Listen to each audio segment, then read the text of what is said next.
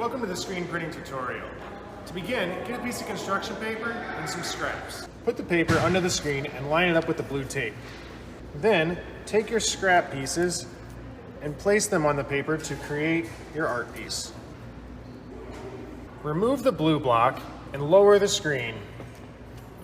Then, firmly grab the squeegee with both hands and pull towards you, evenly and quickly.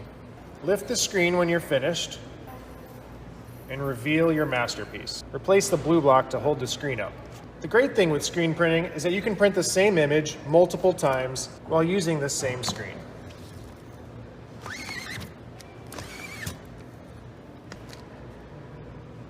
Congratulations, you created a masterpiece. Let's place it on the drying rack so it can dry and you can take it home with you. If you need help or have further questions, ask a staff member and we'll be glad to help you. Thank you for watching.